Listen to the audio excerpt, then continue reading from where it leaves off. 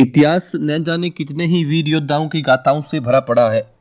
कभी इतिहास के पन्नों ने हमें दर्द दिया तो कभी अनमोल रतन दिए। जी हाँ, नमस्कार, मैं बजरंग और आपका स्वागत करता हूँ आपके अपने YouTube channel Bajrang Bishnoi official पर। आज हम बात करेंगे भारतीय इतिहास के अनेक रत्नों में से एक अनमोल रत्न दशमेश पिता गुरु गोविंद सिंह की, जिनके एक हाथ में तलवार तो एक हाथ में कलम थी।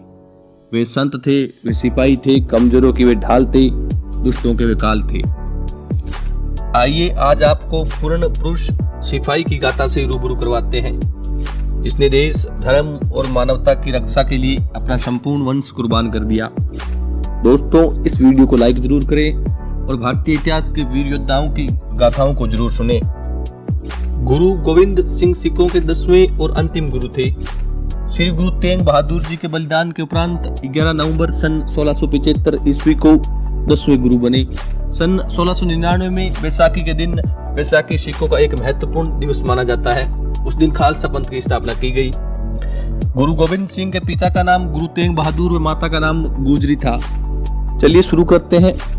मई सन 1704 में आदमपुर की आखिरी लड़ाई में मुगलों की संयुक्त फौज ने आदमपुर साहिब को 6 माह तक घेर के रखा।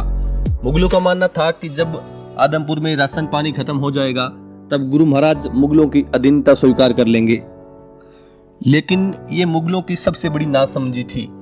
जब राशन पानी खत्म हुआ तब एक रात गुरुजी ने अपने जत्थे के साथ वहां से रवाना हो गए, पर कुछ ही समय बाद इस बात का पता मुगल सेना को भी पता चल गया कि गुरुजी यहाँ से प्रस्थान कर गए हैं, तो वे उनका पीछा करने लगे। उधर गुरुजी अपनी सेना के साथ सिरसा नदी की ओर बढ़ रहे थे। जैसे ही गुरुजी अपनी सेना के साथ सिरसा नदी के पास पहुंचे तो देखा कि नदी में पानी का भाव अत्यधिक था और सिरसा नदी फुकारे मार रही थी, क्योंकि एक तरफ लाखों की सेना में मुगल सेना गुरुजी का पीछा कर रही थी, तो एक तरफ नदी का भाव तेज था, तो निर्णय तुरंत लेना था।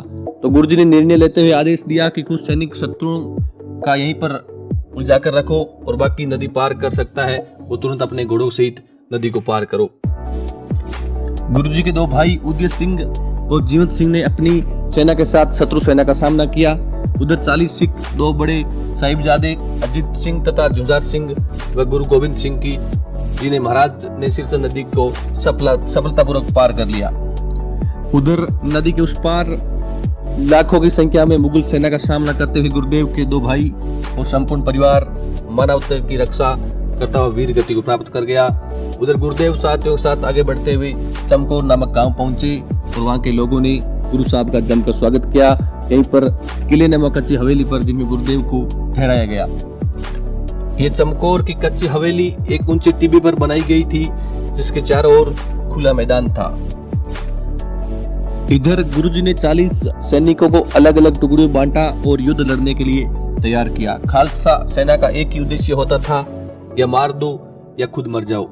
उधर सिरसा का उफान कम होने के बाद मुगल सेना पीछा करती हुई चमकौर पहुंची और हवेली को घेर लिया।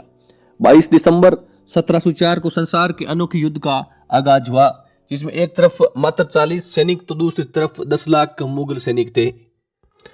इस इतिहास के भयानक युद्ध में गुरु महाराज के दोनों पुत्र महज 14 और 18 वर्ष की उम्र में शत्रुओं से लोहा लेते हुए मारे गए और पीरे हिंद जा रहा है के नारे लगाते हुए गुरुदेव को वहां से सुरक्षित निकाल दिया गया। इस युद्ध में कश्मीर, लाहौर, दिल्ली, सर हिंद की समस्त मुगल सेना को करारी चपत लगी और भयंकर नुकसान का सामना करना पड़ा। 7 महीनों तक आनंदपुर का घेरा डालने के बावजूद न तो गुरु साहब को पकड़ सके और न ही सिखों को अपनी अधीनता स्वीकार कर सके। सरकारी खजाने से लाखों रुपए खर्च किए गए, हजारों की संख्या में फौजें मारी गई, लेकिन मुगल अपने लक्ष्य में सफलता नहीं पा सके। ये गर्दन कट तो सकती है मगर झुक नहीं सकती। कभी चमकौर बोलेगा तो कभी सर हिंद की दीवारें बोलेगी। आपका आभार, धन्यवाद। जुड़े रहिए ऐसे ही नए और इंटरेस्टिंग वीडियो के लिए। धन्यवाद।